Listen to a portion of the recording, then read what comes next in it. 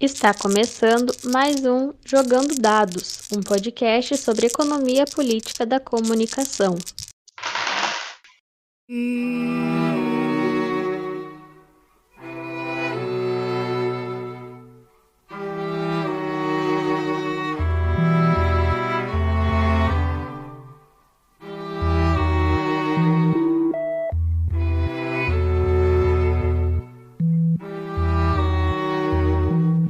Olá, eu sou a Gabriela Fernandes Silva e este é o Jogando Dados.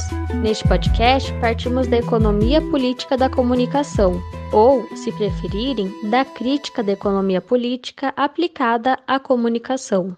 Nesta abordagem, a comunicação é entendida como uma forma social, assim como a mercadoria, o dinheiro, o direito e o Estado, e por isso também é parte da estrutura da sociedade capitalista. Sim, o racismo é estrutural no Brasil. Logo, é mais fácil encontrar casos em que somos racistas que confirmações de que não somos, a não ser que você queira se arriscar a ler certos livros de diretores da Globo. Assim, para tratar da categoria trabalho, também precisamos observar questões que podem parecer específicas, mas que são muito relevantes de serem estudadas e discutidas. Repetindo Irlan Simões, pesquisador de estudos críticos de futebol e próximo à EPC, rapaziada, a pauta é racismo. Para tratar das dificuldades de trabalhadoras e trabalhadores negros e negras, principalmente nas profissões ligadas à comunicação, conversaremos hoje com duas convidadas.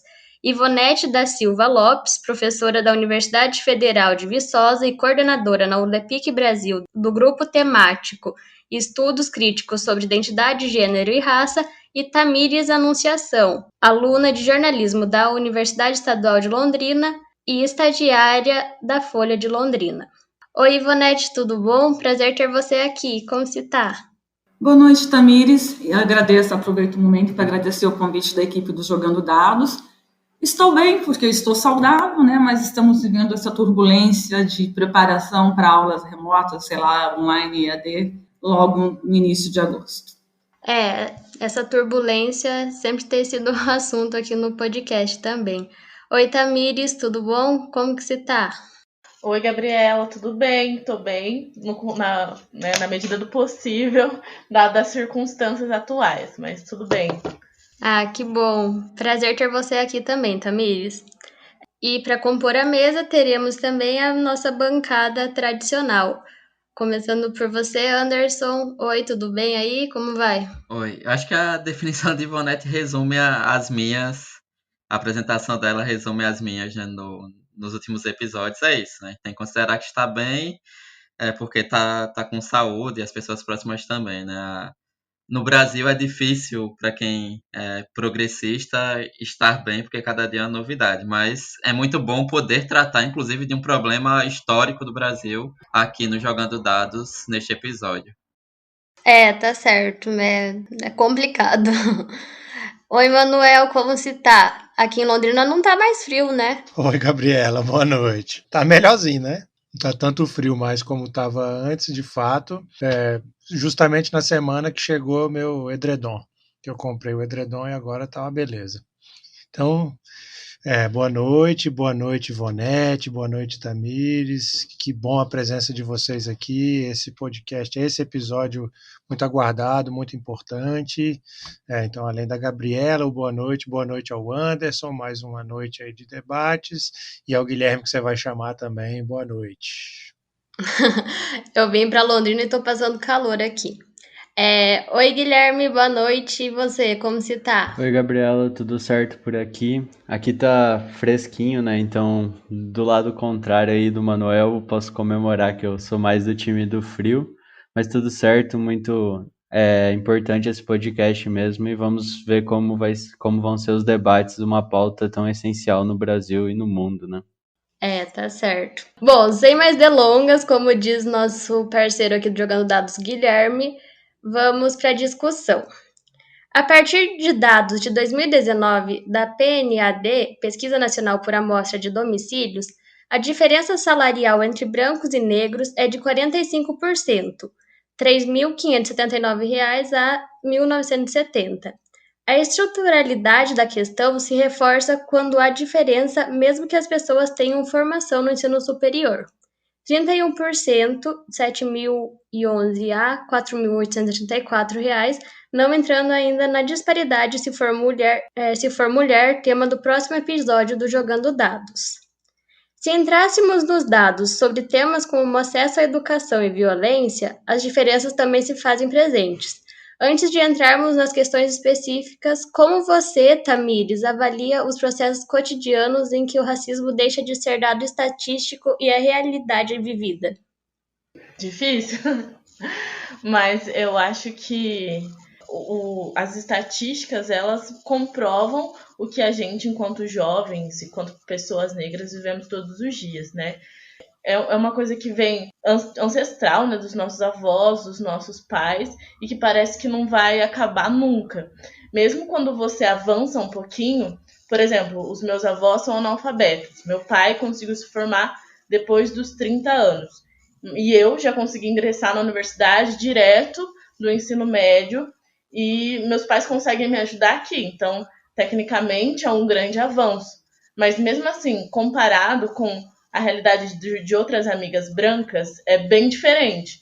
E mesmo quando você entra na universidade, o racismo, ele parece te puxar para baixo. É essa sensação. Quando eu entrei na universidade, eu ainda tinha muitas dúvidas identitárias a respeito da minha negritude, né? Porque eu vim de uma cidade do interior muito pequena, onde o racismo não era uma pauta cotidiana. E apesar de eu ler muito, de me interessar e, enfim, estar sempre engajada numa certa militância, ainda era uma coisa muito limitada a mim, e minha família também não é militante, não teve acesso à questão racial como estrutura, né? Não lia sobre isso, não falava sobre isso, e nem tão pouco se reconhecem como negros. E quando eu cheguei na universidade, eu brinco que é como se você estivesse no mesmo banco que os outros alunos, mas que você está na pontinha quase caindo ali. Você está no banco, mas você está quase caindo.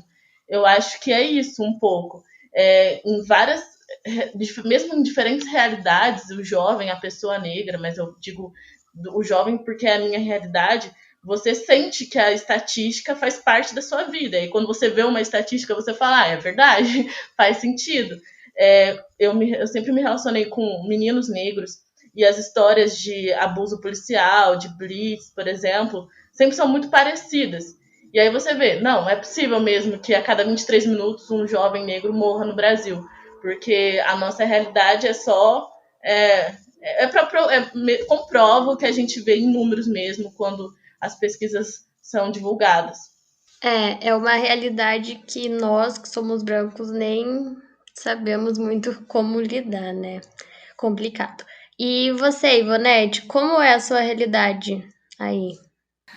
Desculpa, eu gostaria primeiro, né, de agradecer esse momento. Eu acho que é muito bacana estar com uma aluna que também é negra, né, que está começando uma trajetória acadêmica, que desejo muito sucesso. É muito bom tê-la neste momento.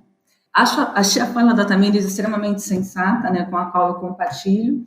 Né, essa questão dos dados, eles demonstram realmente, colaboram para mostrar para aqueles que não acreditam, que ainda há quem não acredita no racismo, essa questão da desigualdade. E a desigualdade não é porque os negros, né, a gente tem que falar que negros no Brasil são considerados duas categorias, a junção de pardos e pretos, né, que têm as condições sociais, de renda muito similares, por isso que é juntado numa única categoria chamada de negro.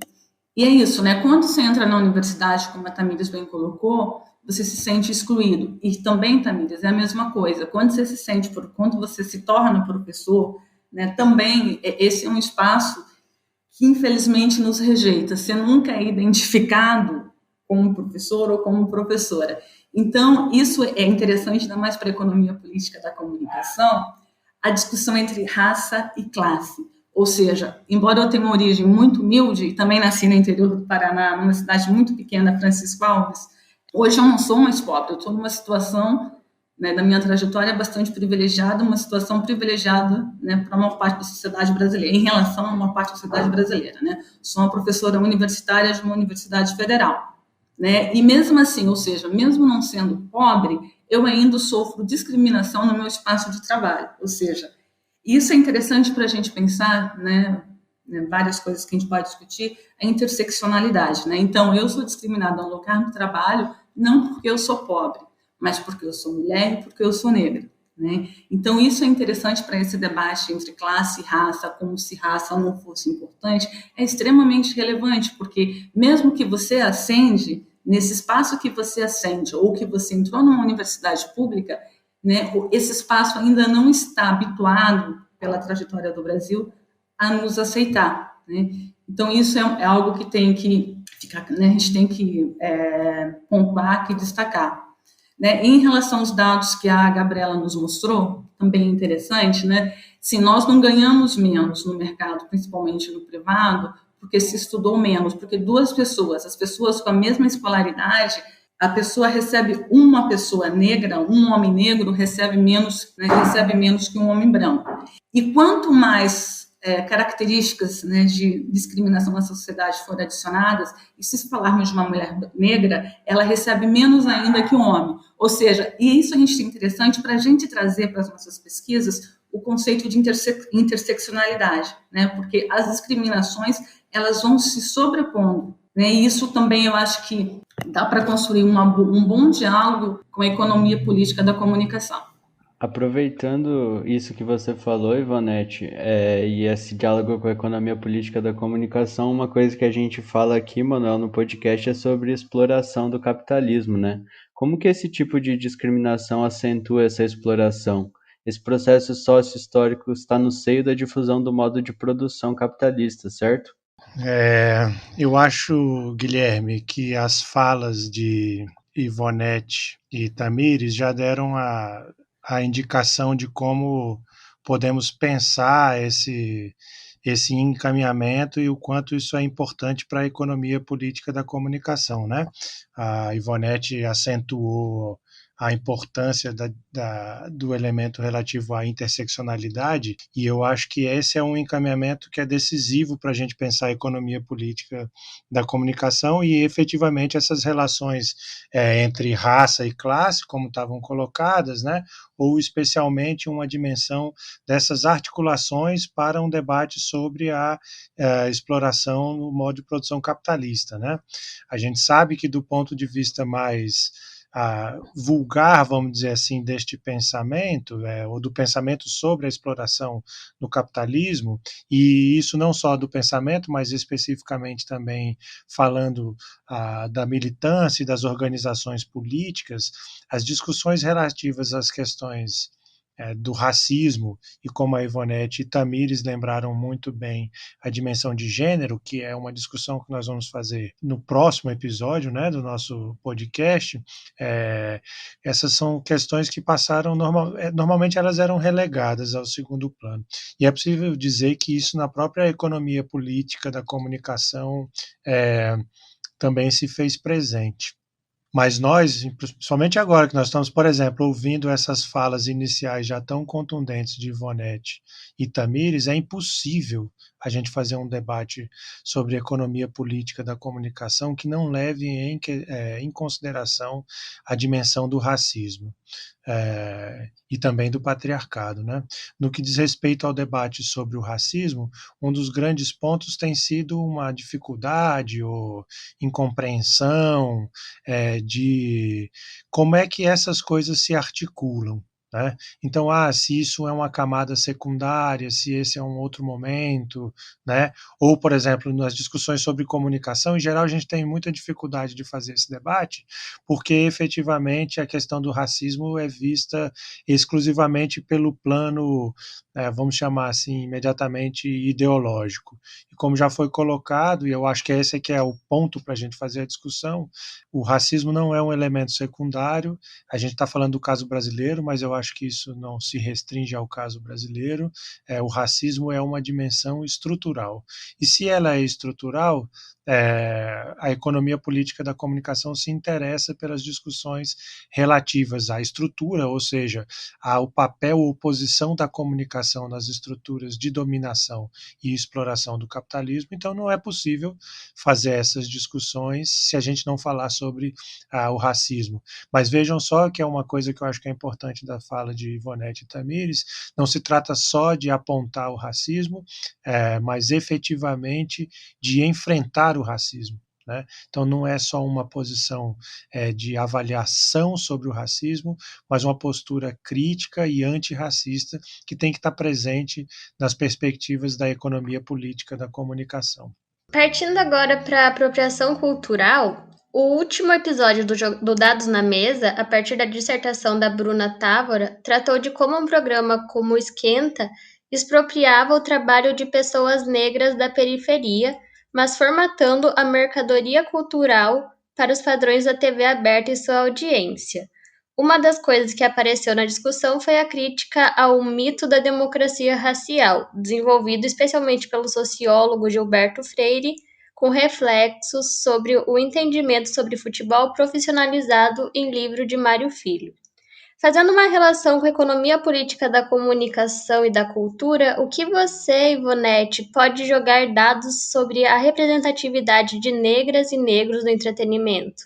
Essa é uma questão, até no campo da comunicação, né, Gabriela, é uma questão, eu acho que quando se fala de racismo e de comunicação, as pesquisas que mais aparecem são nesse campo, né? Nesse campo da representação, que nós negros somos poucos na indústria cultural, na telenovela, né, no jornalismo. Então, isso é um tipo de trabalho que mais aparece, né?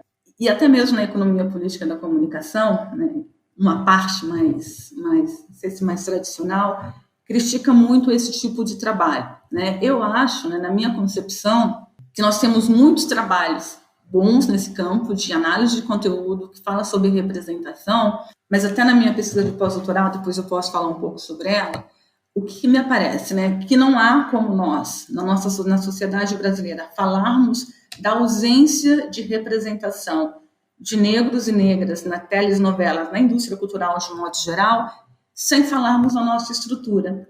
Né? Na minha concepção e minha pesquisa aponta isso, a gente precisa relacionar a ausência de representação, ou seja, o conteúdo está muito diferente da realidade racial brasileira. Quando eu falo isso, eu quero dizer o seguinte: na sociedade brasileira, nós negros somos 56% da população.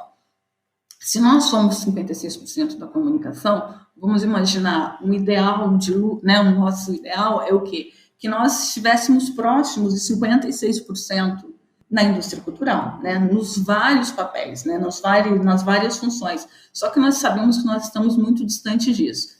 Então, essa discussão sobre conteúdo, ela é extremamente importante, né? Afinal de contas, você tem uma população negra e você tem uma televisão branca, um produto da indústria cultural branco. Mas a gente não pode deixar de discutir a estrutura. Como é que nós vamos? E essa é uma pergunta que eu me questiono, né? A exigência nossa, né, de uma televisão, de uma indústria cultural que chegue mais próxima dessa realidade racial, se a mídia hegemônica é predominantemente branca e de homens brancos, né? Como é que a gente vai conseguir essa diversidade? Então, me parece que o caminho, né, é a construção de uma mídia contra-hegemônica. E aí também, né, a gente precisa, não dá para discutir isso sem discutir a estrutura e sem discutir a regulação. Então, eu acho, né, a questão do conteúdo para a economia política, né, então isso já é até um estímulo, uma provocação para que as pesquisas sejam feitas, né, tentando entender melhor como é a economia política, essa complexidade social, as relações de poder, envolvendo isso, né, a estrutura, a regulação e a representação. Porque como é que a gente vai querer um conteúdo mais plural dessa mídia que nós sabemos que é concentrada, principalmente em Rio e São Paulo, em poucos proprietários, né? E a gente não tem no Brasil, diferentemente que a minha pesquisa foi sobre a mídia negra no Brasil e Estados Unidos, a gente não tem uma estrutura midiática contra-hegemônica que seja negra. E os veículos de esquerda também não têm um olhar sensível, não representam também como nós gostaríamos. Tamires, você acredita que há problemas nessa apropriação cultural? Primeiro eu queria agradecer o que a Ivonete falou no começo da fala dela e dizer também que eu estou muito honrada de fazer parte dessa conversa hoje. ficou até um pouco, ai meu Deus, né? Mas é muito bom ouvir uma fala de uma outra mulher negra, uma outra professora, e é um pouquinho assim, uma luz no fim do túnel de saber que eu consigo chegar lá também. E em relação a esse assunto sobre apropriação cultural e representatividade, é uma das coisas que eu pretendo tratar no meu TCC, porque apesar de ser importante que pessoas negras ocupem esses espaços, todos e qualquer espaço, não só pela ascensão delas e também pela representatividade que elas representam para a comunidade negra, e porque também quando uma pessoa negra vence, todas as outras vencem, mas é muito perigoso a gente colocar o debate racial, principalmente aqui no Brasil, que tem-se um mito da democracia racial, onde todos somos iguais e temos as mesmas oportunidades, como colocando isso como se fosse um indicativo de progresso. Então, tem mais jornalistas negros hoje na bancada de telejornais, ou mais atrizes e atores negros, então as coisas estão melhorando. Isso é muito perigoso por causa dessa questão do racismo ser estrutural mesmo. A estrutura tão pouco muda e nem sempre tem mudanças na estrutura pelo fato de pessoas negras estarem ocupando mais espaços na indústria cultural e na mídia, né, de destaque, assim, que as pessoas conseguem, de visibilidade. E é perigoso, e a gente acaba também se tornando um outro produto, né? Isso que é um dos pontos que eu acho que a gente precisa começar a tratar. Porque apesar de, por exemplo, a Maju tá lá no jornal hoje, e as pessoas quando falam, jornalista negra, já conseguem lembrar da figura dela ou da Glória Maria, de pessoas muito específicas que fazem sucesso e são negras, mas a gente acaba se tornando um outro produto também, porque isso também gera lucro, gera audiência, gera visibilidade, gera essa coisa de que a Globo está mudando, as novelas estão mudando, enfim, o elenco está mudando, e na verdade não, né? A representação, ela nem sempre está ligada com mudanças estruturais, e o que a comunidade negra precisa é de mudanças estruturais e de oportunidades iguais. Vanete, você chamou a palavra, você quer falar mais alguma coisa? Vocês acharam? Porque eu acho que dá para complementar a resposta da Tamires. Claro, pode complementar. A Tamires tocou um ponto que eu acho muito importante, que é a questão disso, né? Você tem uma pessoa, você acha que já está representada a coletividade. É muito importante que você tenha o que nós, né, tem a Glória Maria e tem outros jornalistas, né? Mas isso é extremamente pequeno em relação, né, à quantidade, à população negra no Brasil. E isso, né, eu tenho trabalhado com essa autora que eu acho muito interessante, que é a Nancy Leong, que é do capitalismo racial, né, que é a capacidade de explorar, de retirar valor social e econômico da identidade da outra pessoa, né? Geralmente dos não brancos, né? Aqui no Brasil vamos dizer dos negros. Então, você tem aquela pessoa, você consegue agregar valor à sua marca que você tem, à sua marca, ao seu produto, porque você tem aquela pessoa, né? Você reforça um discurso, né? Ou melhor, você tem a retórica da diversidade, só que, no entanto, você só acumula mais valor por causa daquela pessoa, você explora aquela identidade racial, né?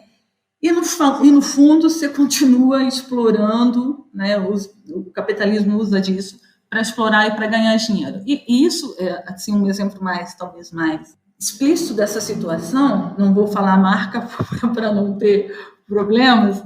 Assim, você vê na publicidade, a publicidade é um bom meio para a gente pesquisar.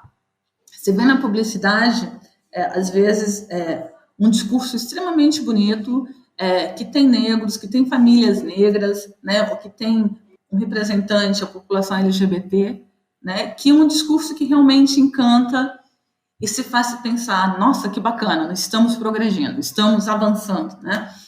E aí, quando você passa pelas lojas físicas dessa empresa, por exemplo, você vê trabalhando especialmente jovens, magras, com padrão de beleza eurocêntrico. Então, assim, o que é isso? Né? Você usa a identidade racial negra ou você usa de outros grupos minoritários de poder e, no entanto, é só retórica, é só o discurso, né? A questão do trabalho que nós estamos discutindo hoje aqui, ela não aparece, né? Você não emprega, né? Você passa nas lojas, são o mesmo padrão de pessoas trabalhando. Então, é interessante isso, porque ela trabalha esse conceito de capitalismo racial, né, e cria algumas categorias, né? Quando é que essa diversidade ela é ampliada, né? Porque ela pode ser ampliada, ela pode ter um discurso, ou melhor, ela pode ter um discurso de diversidade, né? E pode ter uma política, né, de emprego também para grupos minoritários, para grupos negros, para outras populações, né? Então é isso para a gente analisar, porque na minha concepção, a diversidade é um conceito importante para nós, só que nós temos que trazê-lo para o nosso campo, né, e analisar criticamente. E essa noção de capitalismo racial, eu acho que pode ser uma lente para a gente entender melhor, né, o que é discurso, o que é prática, ou quando as duas coisas caminham juntas. Tá certo, Ivanete. Acho que com certeza foi importante completar, né? A gente tem que fazer essa apropriação crítica e discutir, senão acabamos caindo em alguns problemas diria talvez, de representação por si só. Não sei se é exatamente esse o termo, podem ficar à vontade para me corrigir se não for. Mas aproveitando para dar sequência no assunto, né, no episódio sobre o trabalho cultural, número 11, aqui com a Verlane Aragão Santos, você comentou um pouco sobre essa questão no futebol, né, Anderson? Ainda que não seja o seu objeto específico de estudo, o racismo é algo muito presente no futebol profissional.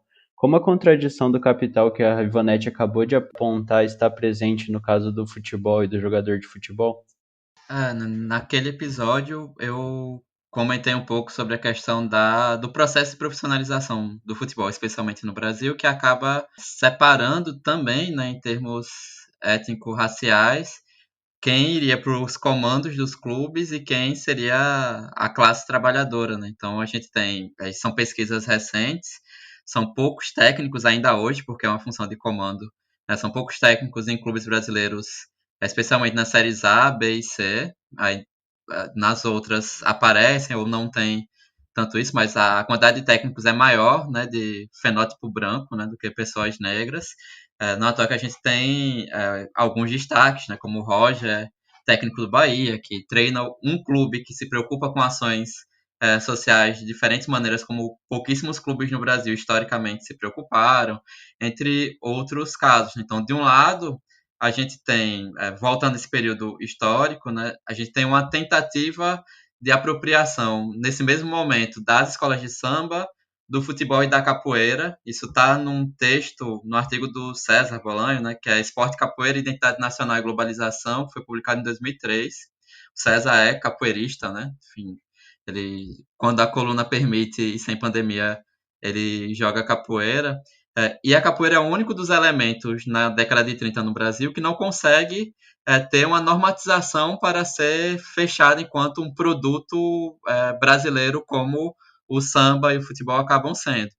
No samba, então, o Brasil acaba tendo a representação turística, né, retomada, inclusive, pela Secretaria de Turismo, Ministério de Turismo do atual desgoverno, que é para alimentar a coisa do samba sendo a mulata, que daria toda a discussão, inclusive, do próprio conceito de mulata, enfim, né, não é o... eu não consigo fazer ainda, né? E também do próprio jogador de futebol, que normalmente é negro, né? Ou seja, é preto ou pardo na definição que a gente tenta usar, que a gente usa aqui no Brasil oficialmente. E aí isso, ao mesmo tempo, cria uma série de questões, porque eu lembro muito bem a gente já citou o Irlan Simões, ele dizendo que ele, por ter uma tonalidade de pele, ele negro, tem uma tonalidade de pele mais clara, ele era muito menos visualizado, né, visibilizado pela polícia militar quando ele ia a jogos do que uma outra pessoa que tivesse que fosse preta, né, no sentido que a gente acaba vendo, inclusive em termos um humor complicado que a gente tinha até poucos anos atrás.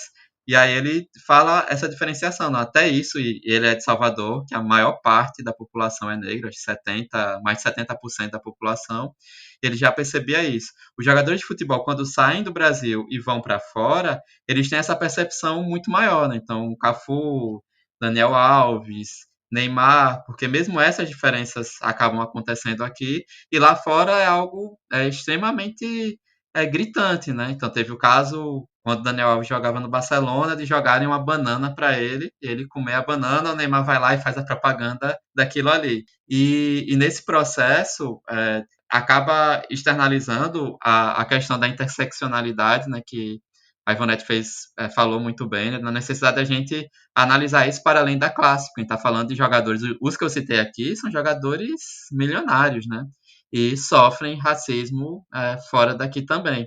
E aí eu vou dar, inclusive, a sugestão, a gente tem...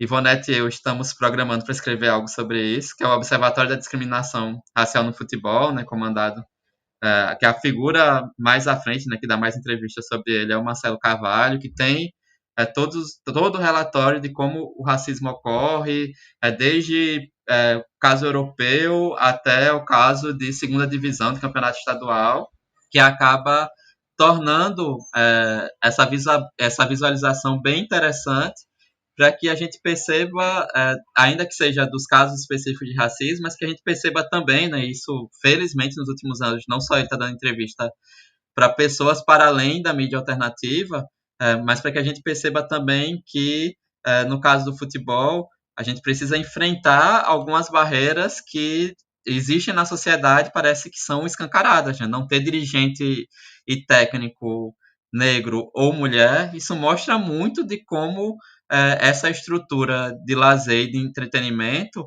é controlada por uma elite que, como a Ivonete comentou, é uma elite branca e de homens héteros, né, que tentam ao máximo, com raras exceções, fugir a essa regra. Mas se o jogador de futebol ele gera muito lucro, gera mais-valia, como a Ivonete bem falou, ele é aproveitado enquanto tal, e aí você tem todo um conjunto, né, um conjunto de indústrias e campanhas publicitárias para enaltecer esta figura, né? Então isso eu acho que é bastante interessante para a gente utilizar como exemplo e o quão preocupante, né, essa junção, né, da estrutura de classes, né, no processo de normatização de uma prática de lazer, seja algo visível, em comparação com o que a gente vem discutindo aqui, né, não só em relação às contradições de capital, mas neste episódio especificamente. Ivonete, você queria complementar alguma coisa que o Anderson falou? Eu queria pegar um gancho no que o Anderson falou sobre o futebol, né, que você tem um monte de jogadores e você não tem técnicos negros, né? E essa questão da limitação dos espaços, é importante também a gente trazer o que o Anderson falou para o jornalismo, porque é relevante, é importante que se tenha mais negros no jornalismo, mas também não só para cobrir os casos de violência e de racismo no Brasil. A gente tem que ter negros, né, para cobrir política, para cobrir economia, porque senão também a gente acaba criando um gueto dentro dessa atividade. Não que não possa cobrir, não é isso, mas especificamente para cobrir. A gente tem um exemplo que está se confirmando na Rede Globo, que a pessoa só cobre, é importante, é um trabalho, nós estamos falando disso, mas também de levar um jovem negro que usa dread para cobrir Brasília, para cobrir economia, para cobrir política, entendeu? Não é só para cobrir periferia. Não desmerece o trabalho de ninguém cobrir periferia. E é importante que você tenha sensibilidade para fazer essa cobertura. Mas não somente isso. Não sei se eu fui clara em relação a essa colocação. Uma outra coisa sobre isso de propaganda que eu vi esses dias é sobre a Globo também. Ela tá fazendo uma propaganda da novela das 6, como se a Sharon Menezes, que é uma ex-escrava lá da novela, fosse, tipo, a principal da novela e a pauta da novela fosse em torno da escravidão, sendo que, na verdade, não passa da propaganda mesmo. Ela é uma novela reprisada que ela só é coadjuvante mesmo, então é só pela propaganda mesmo. Eu fiquei bem brava o dia que eu vi. Enfim, a gente citou o tweet de Irlan que viralizou no início de junho após o programa Em Pauta da Globo News tratar do assassinato de George Floyd apenas com jornalistas brancos comentando. No dia seguinte, o racismo foi debatido no mesmo programa só com jornalistas negras, virando ainda episódio do Globo Repórter na Rede Globo na mesma semana. Provavelmente, nas últimas décadas, a gente tem falado mais em primeiro apresentador negro em telejornal ou primeira apresentadora negra em outro, etc. Como que vocês avaliam essas mudanças do ponto de vista de representação social, mas também como possível reflexo de perdas econômicas por falta de representatividade? Tamires, Ivonete, qual quiser falar primeiro?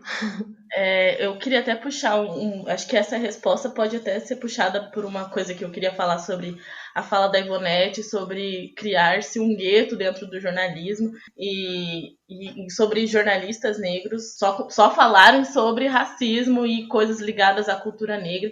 Isso é muito complicado, não só do ponto de vista profissional, mas do ponto de vista da sociedade em geral mesmo e do antirracismo, né, que tem se falado tanto.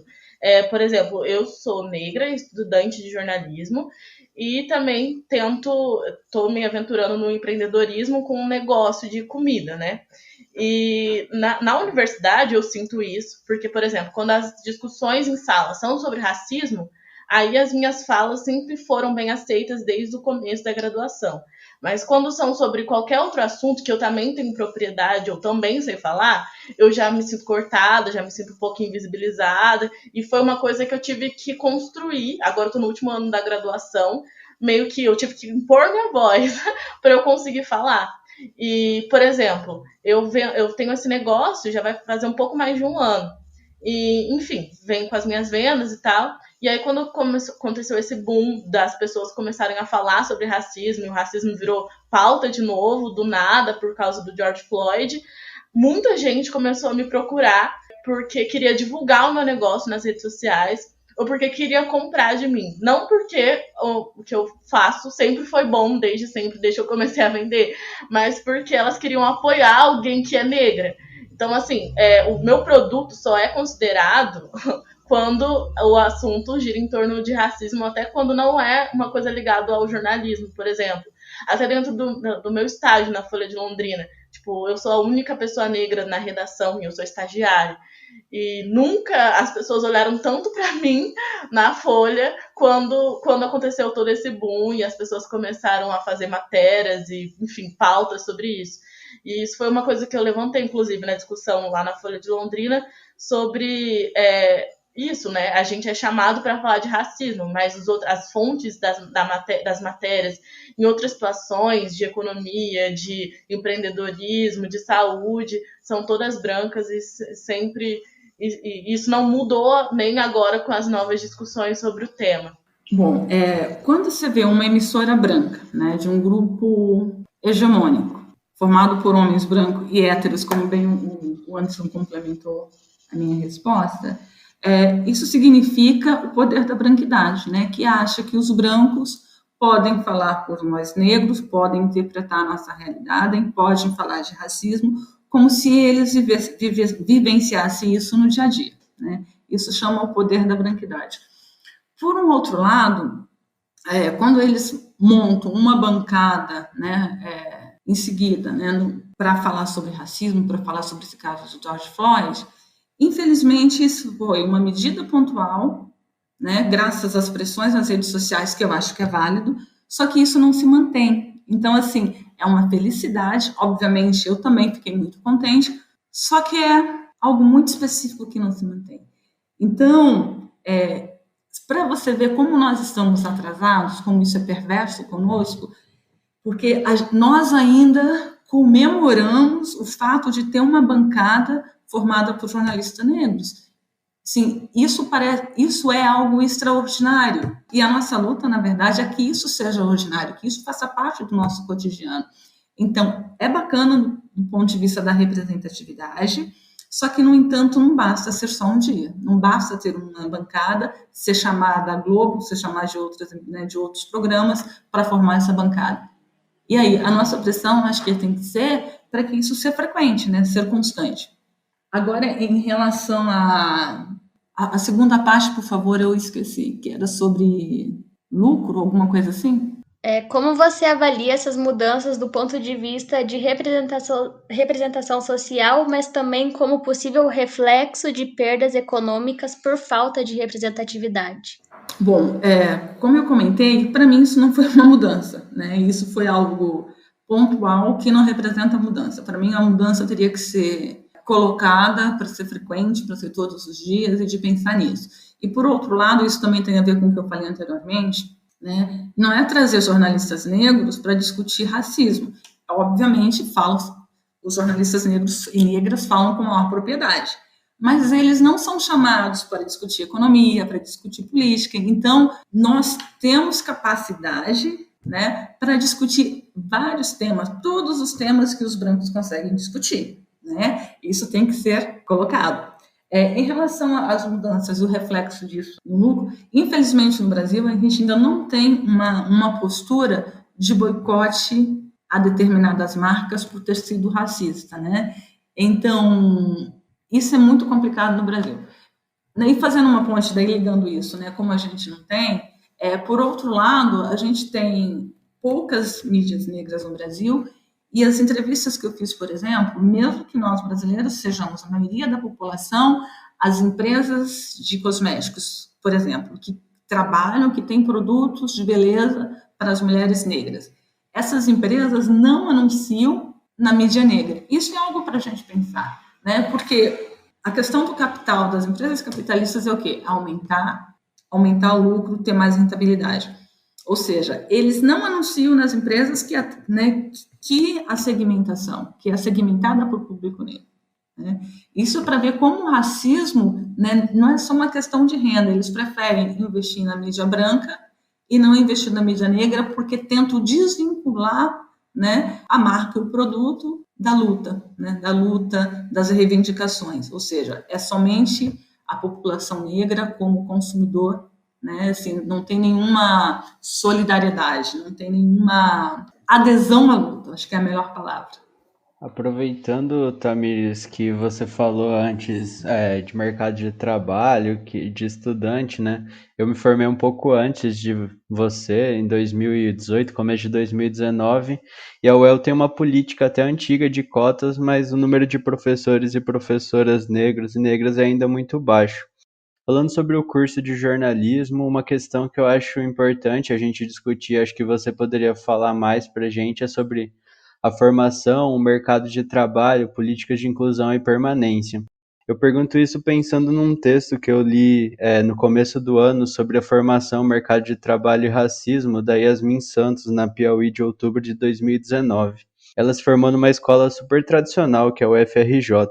E eu queria ver com você como que você avaliaria a grade, a estrutura do curso de jornalismo da UEL, o mercado de trabalho em Londrina, né, considerando que você está estagiando na Folha de Londrina e já comentou até um pouco aqui, e agora nessas discussões, nesse momento de pandemia e discussão sobre ensino remoto, educação à distância, como que você vê essa situação com relação a se a gente pode correlacionar mais dificuldade para os alunos negros, questão de inclusão, permanência na universidade? Nossa, como eu avalio é complicado. Começando falando sobre o curso e sobre as cotas, né? Quando eu prestei o vestibular, e a gente ia ver, né, eu e um outro amigo negro da minha escola de ensino médio, a gente ia ver a porcentagem, a concorrência dos cursos, e eu ficava chocada, porque, assim, por exemplo, ele prestou engenharia elétrica, que é um curso mais concorrido que o jornalismo, e era praticamente um por vaga. No jornalismo, a concorrência era um pouquinho maior, mas também era muito, muito pouco, assim. Então, as cotas são um avanço na questão das políticas públicas, mas se a gente for pegar um passo antes, né, dos estudantes terem acesso ao vestibular para conseguir ingressar por cotas, também é um outro problema, né? A maioria dos estudantes e dos jovens negros não chegam nem nessa parte de prestar o vestibular. E aí, ok, você presta o vestibular, tem uma política pública que te proporciona, que te incentiva, que te ajuda a estar inserido dentro da universidade. Aí você chega na universidade, dependendo da sua classe social, que geralmente as pessoas negras têm mais dificuldades sociais e financeiras, você tem outros obstáculos, No curso de jornalismo, por exemplo, você não faz o curso se você não tiver um computador. É impossível fazer jornalismo sem um notebook, praticamente. Já é um obstáculo, dependendo das condições financeiras que você tenha.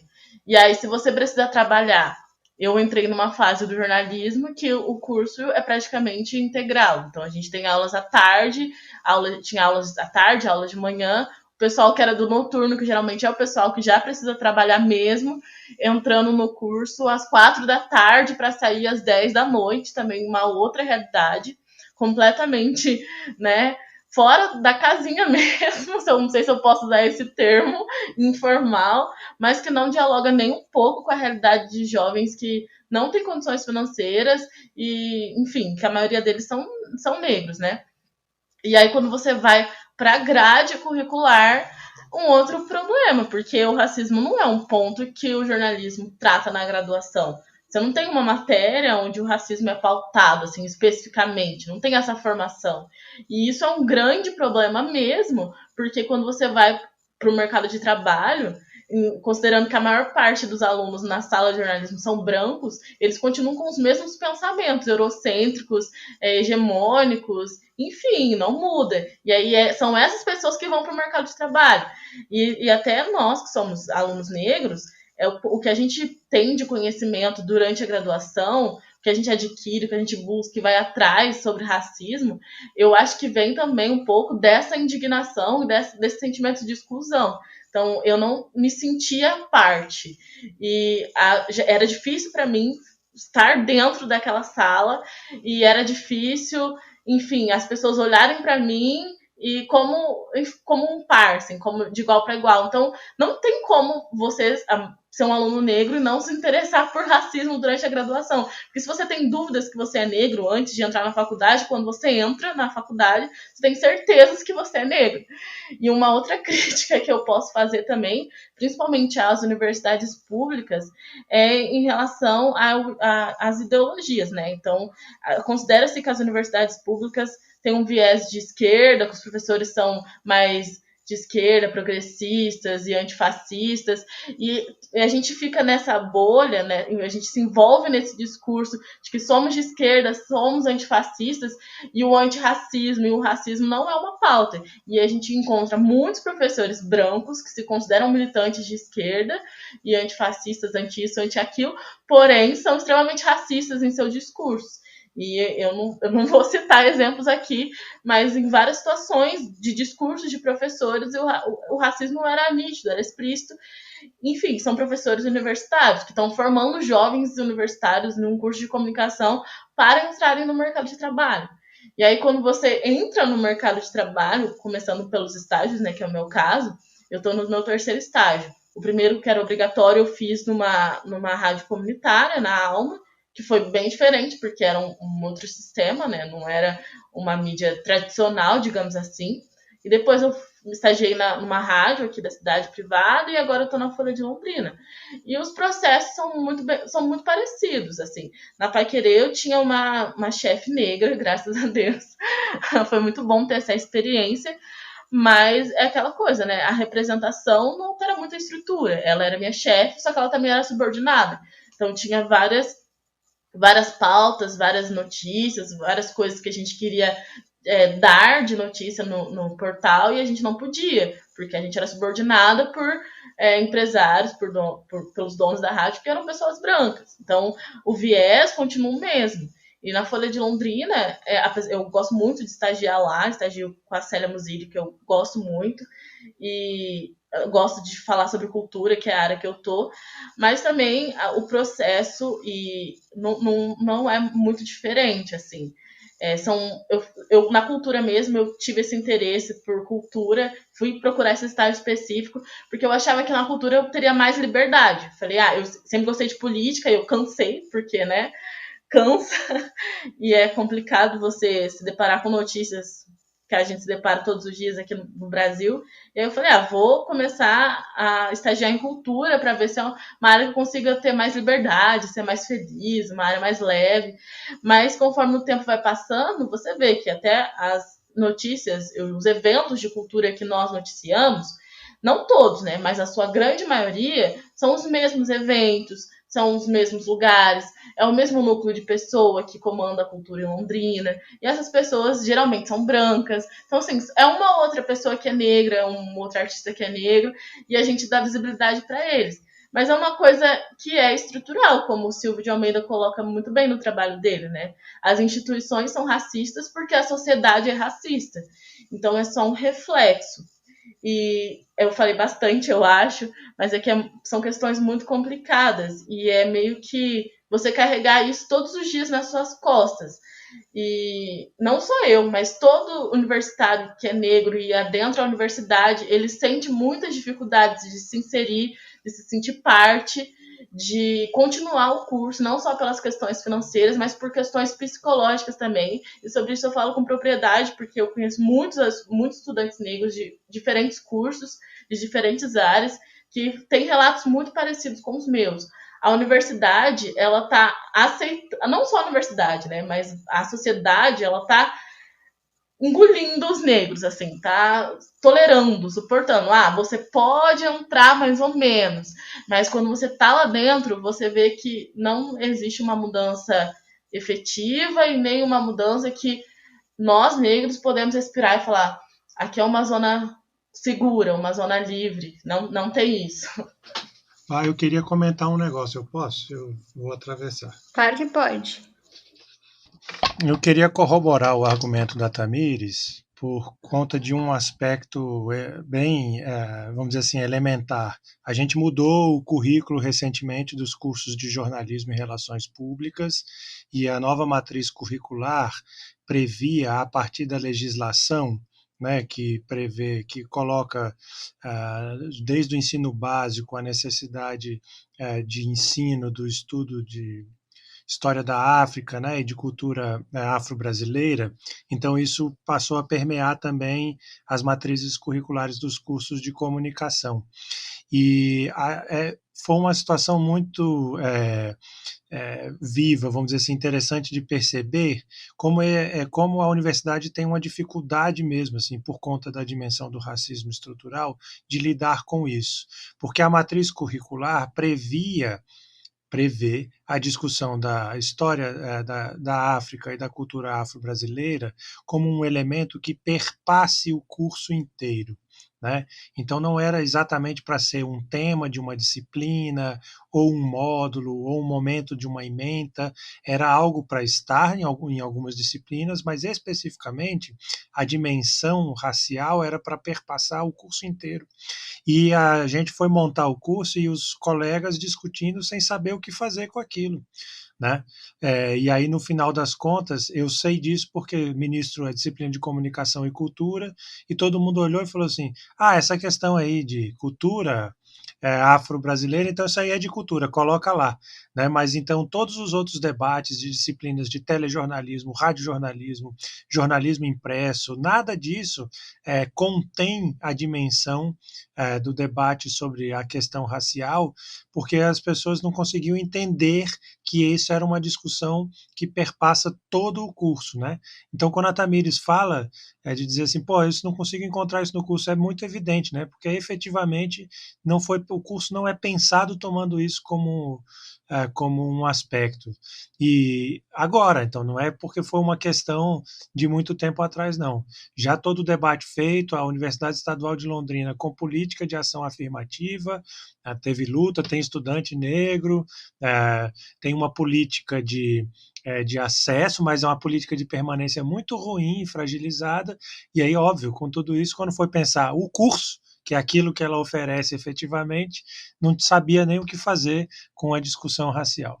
E sobre os professores da UEL também, teve uma vez que chegou a falar para uma veterana negra minha que com o cabelo dela ela não ia trabalhar em telejornal algum. É foda essas coisas. Enfim, Ivonete, no segundo episódio de Como Jogar Dados, você apresentou a importância de considerar a maioria de pessoas negras na sociedade brasileira para a representação em distintos espaços, especialmente nos espaços acadêmicos. Como você observa a evolução disso após a recente política pública de cotas para graduação e pós-graduação? E do ponto de vista da produção de trabalho intelectual, como isso se reverbera quanto à construção epistemológica? A universidade, né, hoje ela está um pouco mais heterogênea do que há alguns anos atrás, por exemplo, a partir dessa década ela está mais diversa, né, que começaram a entrar alunos e alunas negras, só que, no entanto, também o processo, a gente percebe, aqui na universidade, eu fiz parte da comissão de verificação, há muitas fraudes, né, que quando se tem algum ganho, as pessoas, muitos brancos se declarando pardo para ter acesso, e daí o processo para tirar é muito complicado. Então, quando a gente fala nisso, né, que estão entrando alunos, mas a gente precisa ficar atenta se estão entrando, principalmente nos cursos de prestígio, medicina, veterinária, medicina, as engenharias, o curso de direito, né, se realmente estão entrando alunos negros ou tem fraude, né? E aqui a gente conseguiu perceber que tinha muita fraude. Aumentou a representatividade, né? Aumentou a presença de negros, claro, de estudantes negros e negras, isso é importante.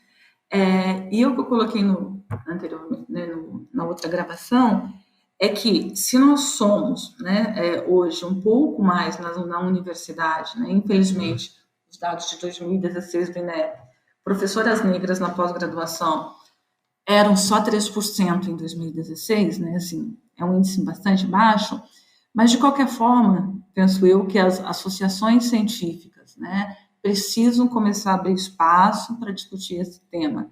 Assim como o Manuel falou, né, da importância de ter essa discussão na formação da comunicação, né, e eu não sei se... Eu tenho um pouco de dúvida sobre essa discussão perpassar todas as disciplinas, né, porque quando se está em tudo, não se está em nada.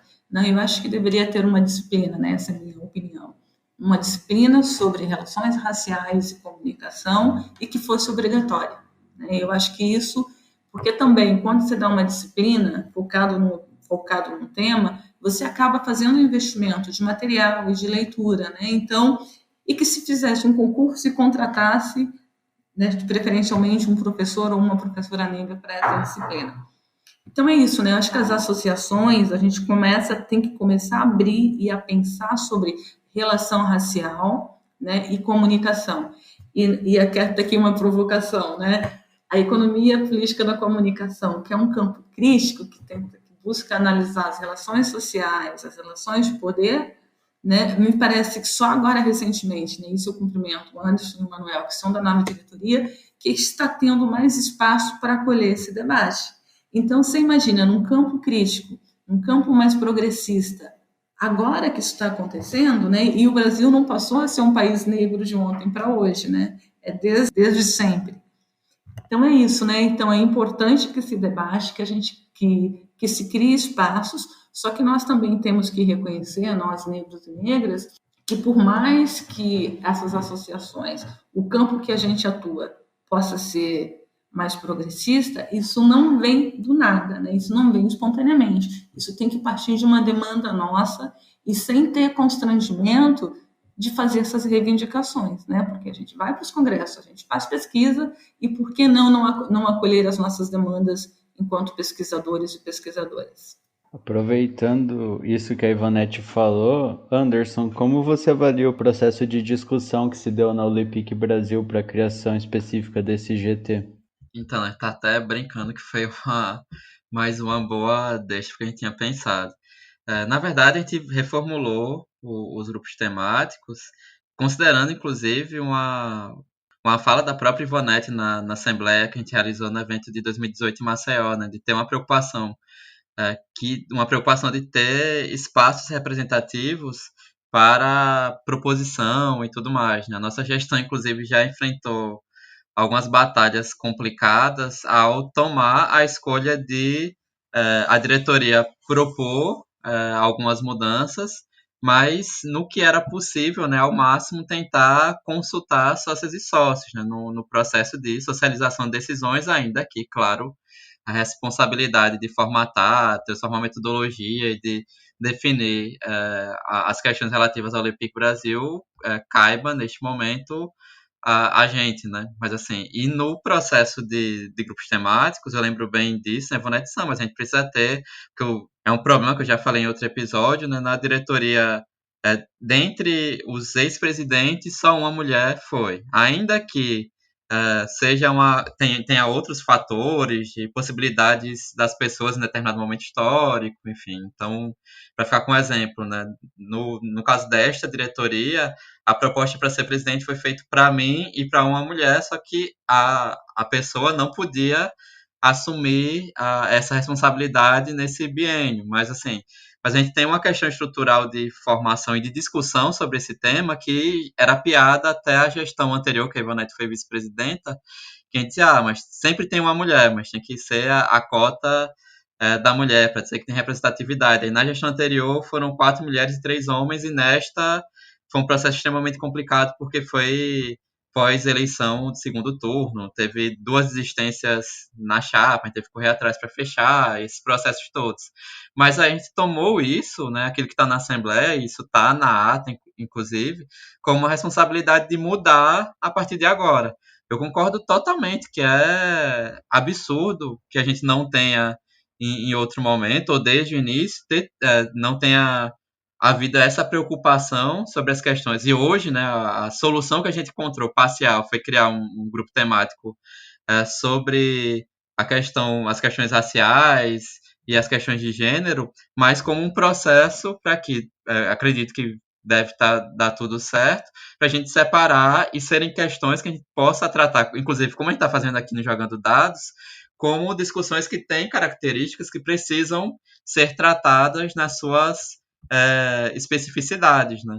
E aí a Ivonete construiu, inclusive, o grupo que a gente montou para discutir a questão dos novos GTs, a reformulação, saída de alguns, criação de outros. E assim, né, a gente, inclusive, nesse momento, já que passou tudo isso, houve certa resistência com alguns termos, né, que iam construir o GT. Até pela questão da economia política da comunicação, o vínculo à crítica à economia política, havia uma defesa, por exemplo, de colocar estudos marxistas, e não estudos críticos nisso. E aí eu conversei com uma pessoa ou outra em paralelo para explicar que às vezes a gente acha que está numa conjuntura que a gente não está. A gente está falando de temas que até agora, aliás, até o evento de 2018, quando a professora Suzy Santos, né, pesquisadora do PEIC na Federal do Rio de Janeiro, quando ela falou sobre a questão de gênero lá, né, de certa forma também num tom provocador para que a gente mudasse, para que a gente revisse e tudo mais, aquilo ali foi o início desse processo, né, de a gente pensar, enquanto pesquisadores de economia política da comunicação, nessas questões, e a proposta agora é que, como eu disse, né, um processo de transição para que a gente vá evoluindo nesses temas, já que eles não foram tratados de forma cuidadosa e da forma necessária em outros momentos históricos. Né? A gente está falando de uma entidade que tem 16 anos, é um tempo já razoável para tocar em questões estruturais e que acentuam as explorações, né, as contradições do modo de produção capitalista. Né? Então, nesse processo, a gente chegou a este GT, que, dependendo de como vai ser, mas vai até o evento deste ano, e a gente vai, enfim, ou quem assumir a partir de novembro, vai haver uma reavaliação sobre se a gente se a entidade seguirá o processo de separar as áreas, porque há demanda. Porque era uma preocupação particular minha, antes de ir para a discussão entre sócias e sócios, de que a gente pudesse ter produção e pensamento crítico constituído nessa área, para além de criar apenas um GT, né? Que a gente pudesse trabalhar não só neste, né, mas em outros também, seguindo essa mesma lógica, de ser um grupo temático que funcione como um grupo de pesquisa e que crie organicidade da economia política da comunicação em cada temática analisada. E neste caso, mais ainda, porque é algo fundamental para entender, inclusive, a militância política no século XXI, né, de como os movimentos específicos, a gente está falando aqui do movimento negro, né, de mulheres e homens negros, mas como esses movimentos também ganham um processo de destaque em diferentes lutas particulares, mas também gerais, e que a gente precisa analisar esse processo e atuar coletivamente, né, conjuntamente com essas pessoas. Então, assim, é um processo longo que, reafirmo, a gente começa atrasado já, mas que a gente começou e está tentando elaborar mecanismos para que não seja apenas um momento histórico por conta da fala da Ivonete na Assembleia de 2018 ou das ações e da forma de lidar politicamente com essas questões que a atual diretoria, presidida por mim, com Manuel, Patrícia, Júlio, Urupá, enfim, que seja algo temporário, né? Que a gente consiga, a proposta essa com as coordenadoras e coordenadores de GT nesse processo, que a gente consiga avançar nas temáticas, e nesta especialmente é uma que nos chama muita atenção em relação às outras que mudaram o nome ou que foram criadas também, né? Porque é extremamente essencial, sempre foi. Puxando agora para o lado da legislação, do ponto de vista legal, Paulo Vitor Melo, no texto Comunicação e Diversidade Étnico-Racial, um olhar para as leis de mídia na América Latina, faz um mapeamento de como algumas leis de mídia aprovadas neste século na América Latina incorporam a temática étnico-racial. No Brasil, as mudanças sobre a radiodifusão foram em menor potência. Do que pode ser relacionado no tema aqui em discussão, e como a gente já falou bastante, temos obrigação de pessoas negras em campanhas publicitárias. Para vocês, como a legislação pode exigir maior representatividade de maneira a não depender da mudança de linha editorial? Bom, vamos lá. Eu acho que a legislação, né, a regulamentação, é algo muito importante, né? Mas ela não garante muita coisa.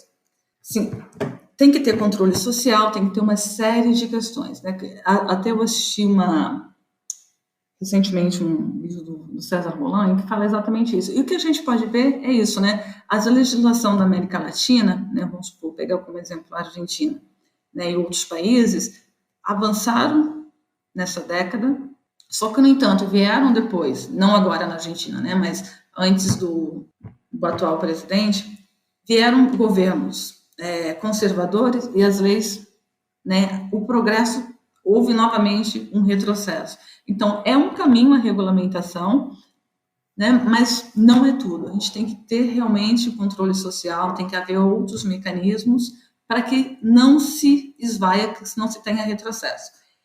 E aí, claro, eu vou puxar para o lado da minha pesquisa, que eu fiz entre Brasil e Estados Unidos, e isso mostra, né, tipo, na década de 70 e 80, o país teve um avanço enorme na questão da diversidade racial e de gênero para a incorporação de mulheres e negros, não apenas no mercado de trabalho, isso que eu achei interessante, né? Eram políticas de acesso à universidade, no campo da comunicação, eram políticas de acesso ao mercado de trabalho e como que era feito. Por exemplo, tinha que contratar 25% de diversidade, tinha que ter 25% de diversidade, mulheres e negros. E isso era uma indicação, tinha que preencher relatório anual e mandar, né, para a agência reguladora. Era uma forma de ter controle. E era uma política também de acesso à estrutura midiática. Então, a gente não pode trabalhar somente com uma dimensão disso para a comunicação, né? Então, é mercado de trabalho? Sim. É estrutura, né? E é formação. Eu acho que essas três dimensões têm que estar atuando juntos. Como eu comentei que legislação é importante, mas não é tudo, porque depois vieram governos conservadores naquele país e a legislação, né, acabou. Então, se começou a ter retrocesso em relação a essa política de diversidade, né? E no Brasil, eu aponto isso, é importante a gente analisar, e a gente falando, a Tamires comentou, né, não basta não ser racista. A gente tem, como diz Angela Davis, as instituições e nós temos que ser antirracistas. Por quê? Se a gente pega, eu fiz essa análise, né, num livro que deve sair, né, sobre essa minha última pesquisa, o debate sobre na primeira Conferência Nacional da Comunicação, que foi em 2009, isso, em dezembro de 2009. Nas conferências regionais, apareceram mais de 20 propostas para diversidade racial na comunicação, com cotas para publicidade, cotas em vários produtos da indústria cultural e outras questões que eu não me recordo todas agora. Mas quando a gente vê na preposição, no resultado final da conferência, com 633 propostas que foram aprovadas, o termo raça e racismo esses dois termos desapareceram da proposta final. O que eu quero dizer com isso? A conferência foi importante para a sociedade brasileira, por discutir comunicação, reuniu muitos militantes, claro, tinham representantes do empresariado, né, mas assim, haviam pessoas militantes, era um espaço democrático. E, no entanto, por que não se incluiu raça e racismo? Obviamente eram propostas, né, mas esse documento poderia ter indicado o desejo de se diversificar, de se democratizar o acesso, de se ter uma comunicação mais plural do ponto de vista racial. E aí eu entrevistei um representante do movimento negro e perguntei, que participou da conferência, e ele fala assim, não é só na comunicação, mas em outros espaços progressistas, os nossos companheiros, quando é para discutir racismo, né, nós não somos prioridade. Ou seja, nós não somos prioridade, né, nem entre os companheiros da luta do campo de esquerda ou progressistas como queiram. Então, é isso, mesmo no movimento ambiental e em outros movimentos que ele citou, existe uma dificuldade, né, de se reconhecer a discussão racial como algo extremamente relevante para a sociedade brasileira. Ou seja, se tem uma cegueira, se tenta ocultar esse problema. A gente tem que se deparar com isso. Mas me parece que é muito difícil para a maioria de nós, para a maioria dos brancos, né, fazer essa discussão e ser, como diz, né, desses movimentos que teve nos Estados Unidos e pelo mundo, eu acho que a pauta, o protagonismo da luta é nosso, sem dúvida, não tenho dúvida disso. Mas, para aqueles que lutam por um mundo melhor, por sustentabilidade, por democracia, por justiça, por igualdade, não dá para esconder embaixo do tapete a pauta racial. Tamires, se quer acrescentar alguma coisa? A pergunta era sobre legislação, né? Eu só queria dizer que eu acho muito importante também que existam leis, né? Que a legislação também tenha uma perspectiva racial, só que também acaba sendo perigoso e enfim, porque é como a Ivonete disse, né? Não basta ser uma questão tratada dentro da legislação, mas precisa ser com outros pilares juntos também, porque me preocupo com isso, porque, por exemplo, hoje em dia no Brasil, racismo é crime, aí as pessoas acham que pronto, racismo é crime, não é isso que vocês queriam, uma punição para casos de racismo? Mas o racismo é muito mais embaixo, ele tem várias facetas, né? Existem vários tipos de racismo.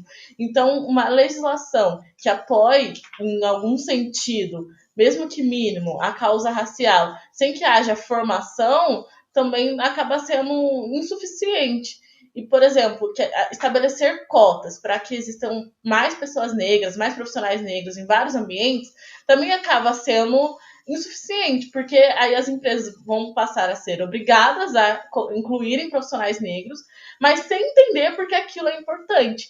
E é o que acontece com as cotas raciais nas universidades mesmo. Existe a cota é importante, mas muita gente não consegue reconhecer por que aquilo é importante, porque não tem esse processo de formação também junto com esse processo político e legislativo.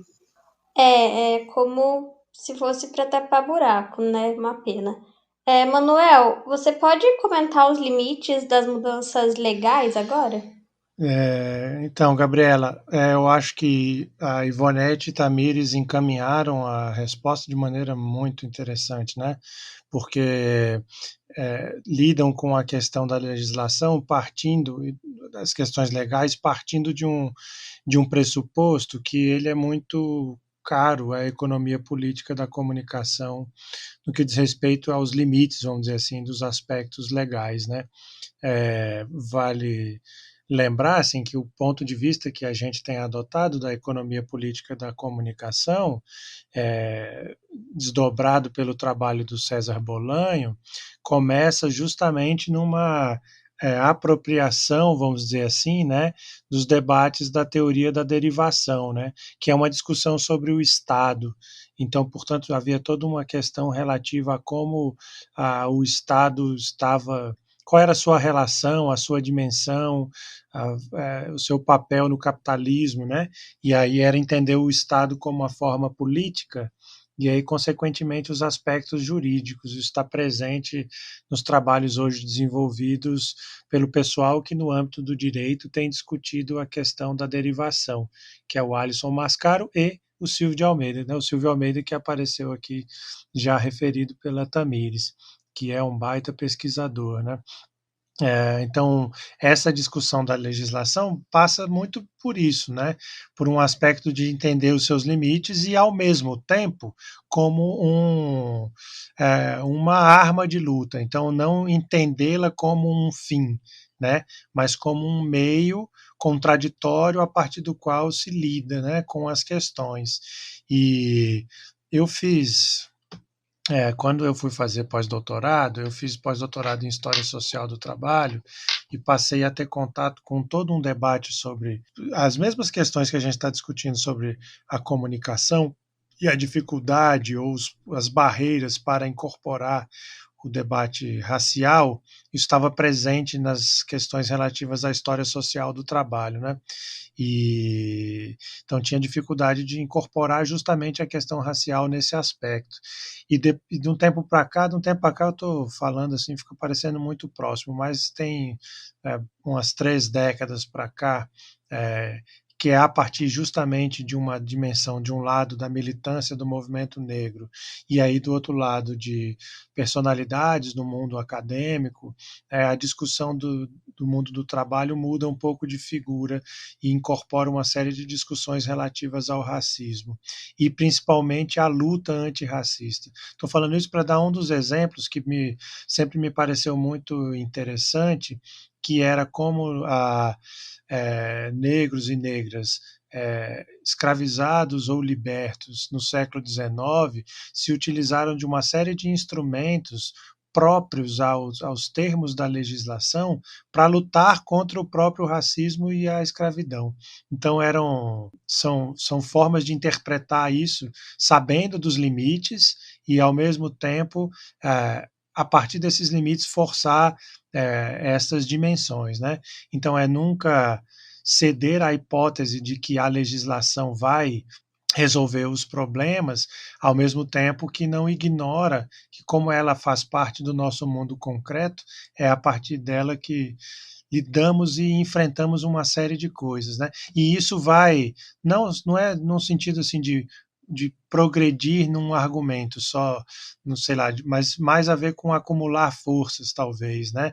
Você pensa assim que as ciências sociais no Brasil, ela ganha aí um grau de maturidade com o trabalho do Florestan Fernandes, e aí o seu livro a chave na década de 60, que é a integração do negro na sociedade de classes, que é um baita trabalho importante até hoje, né?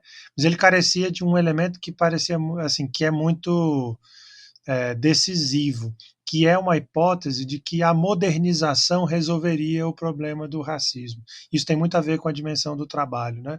Então, quer dizer, a modernização levaria a gente a certos estágios e que aí, consequentemente, a legislação mudaria de plano e assim sucessivamente. A gente já está distante o suficiente no tempo para entender, por exemplo, que a modernização por si só não vai resolver a questão racial de forma alguma, né? Mas por exemplo, é impossível, por outro lado, a gente ignorar que a discussão relativa às políticas de ação afirmativa, elas são decisivas, né? Então, elas são limitadas, né? Elas têm os seus limites próprios porque elas fazem parte desta forma política, que é o Estado, que é estruturalmente racista, né?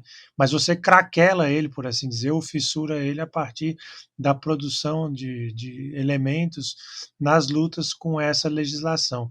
Aí, para voltar ao exemplo que eu dei da mudança curricular no curso de comunicação, até para, de repente, deixar o argumento mais bem amarrado, né?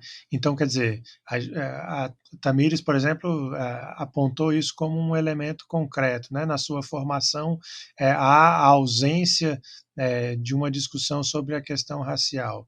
né? Ao mesmo tempo que todo mundo leva ela bastante, ou leva a sério num certo sentido, né? Então, assim, é importante, etc e tal, mas a gente tem depois dificuldade de incorporar isso. Então, isso aparece, né, na legislação como um elemento a ser colocado. Tem um limite óbvio.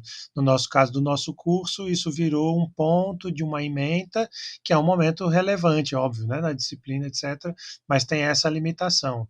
Não faz parte, por exemplo, da discussão sobre jornalismo impresso, mudar a própria concepção do que significa a narrativa, né? E aí começar a incorporar, num sentido talvez decolonial, enfim, discussões que repensem a lógica da narrativa para além do pensamento eurocêntrico, né? Então, é uma figura tão importante quanto a figura dos griots como um elemento que seria característico de a gente fazer outros debates sobre as narrativas. Só que aí, quando isso aparece numa disciplina, isso aparece com estudantes que entram na universidade pela política de ação afirmativa, essas questões começam a ser forçadas também para os outros espaços. Então, a legislação é limitante, ao mesmo tempo, ela coloca pontos. A mesma coisa vale, eu falei da discussão da modernização, para o debate do trabalho. Então, é óbvio que discutir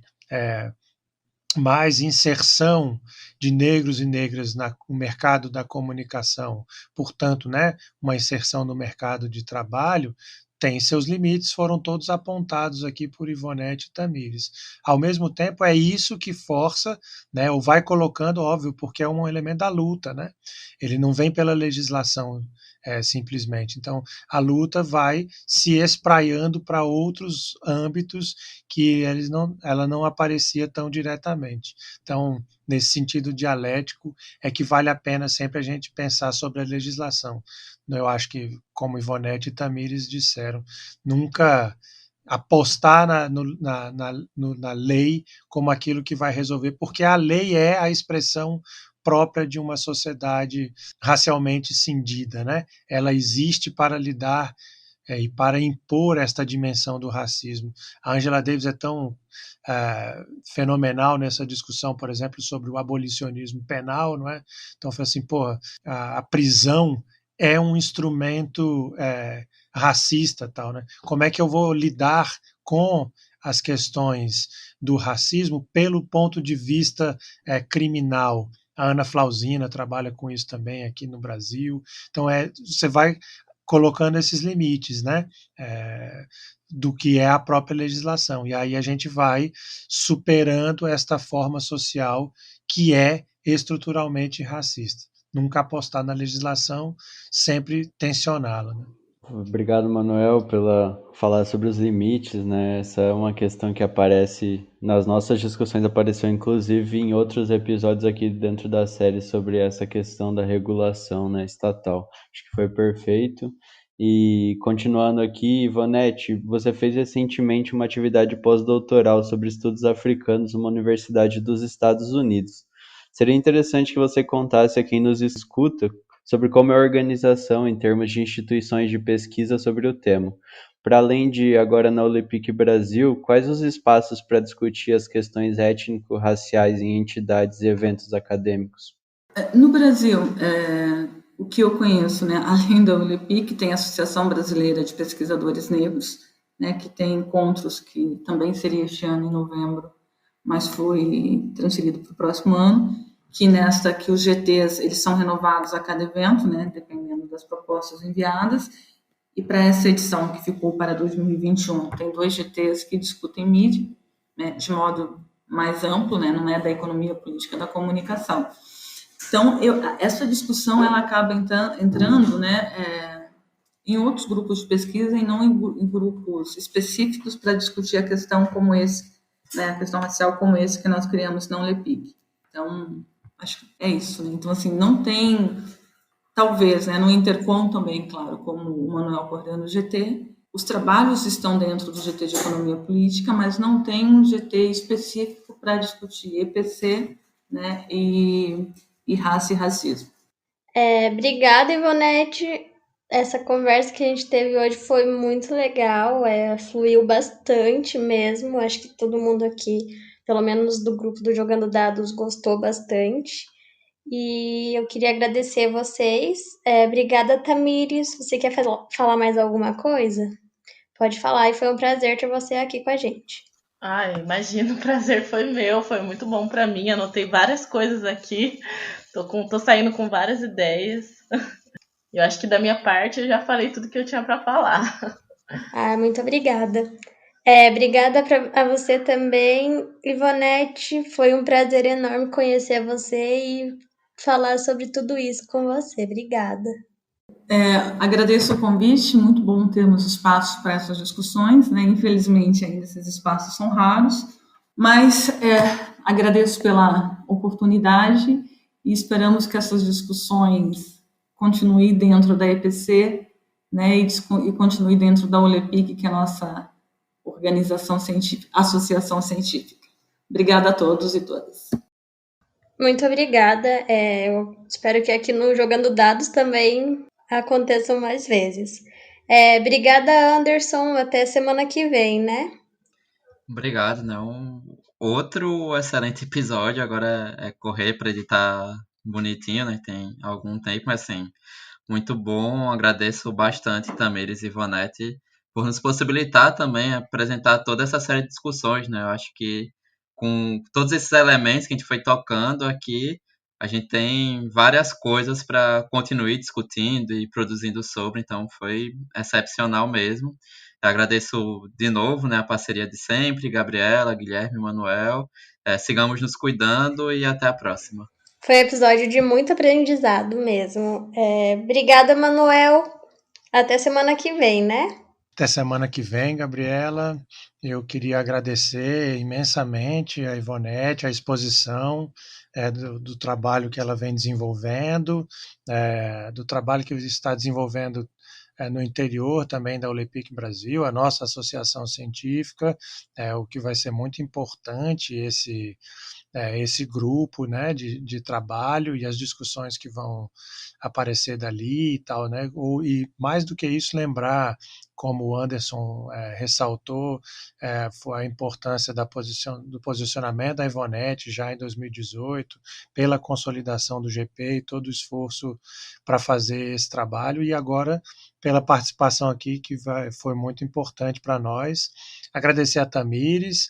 A Tamires eu estava dizendo para os colegas que a Tamires, assim que eu ouvi a primeira vez ela em sala de aula, até meio desarticulada, eu falei, eu preciso orientar essa estudante, porque ela tem uma gana de conhecimento muito incrível, e ela falou que não tinha muito mais coisa para falar, mas se ela começar a falar da pesquisa que ela está fazendo a partir do trabalho do César Bolanho, o debate sobre a função programa e a discussão racial aí envolvida, a gente teria mais um episódio aqui para fazer essa discussão, então já fica até apontado que numa próxima oportunidade a gente faz isso, né?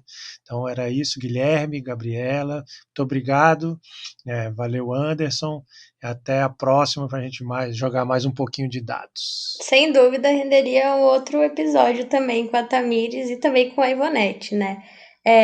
Enfim, obrigada, Gui, até o próximo. Valeu, Gabriela, Anderson, Manuel, e principalmente, claro, Tamires e Ivonete. Foi muito interessante esse episódio, questões fundamentais para a gente debater e espaços abertos, né, para a gente pensar em outros episódios, outros temas que não sejam só o racismo, como vocês colocaram aqui, né, nesse episódio. É isso, se cuidem e nos falamos num próximo momento. É isso, então, como o Guilherme falou, espero que todo mundo se cuide e até a próxima semana. Não se esqueça de deixar sua pergunta ou dúvida em um dos nossos canais. Você pode mandar um e-mail para o jogandodadospod@gmail.com ou enviar perguntas para o nosso Facebook, www.facebook.com/jogandodadospodcast, nosso Twitter, @jogandodadospod, ou para o nosso Instagram, @jogandodadospodcast. Lembre também de assinar o podcast para ter notificação quando o próximo episódio for publicado. Estamos em vários agregadores de podcast, como o Spotify, o Apple Podcasts e o Google Podcasts. Mesmo assim, não deixe que os algoritmos e que as bolhas restringam quem nos acompanha. Ajude a divulgar e a recomendar para os amigos, amigas, companheiros e companheiras que curtem a área e que querem saber mais sobre o tema.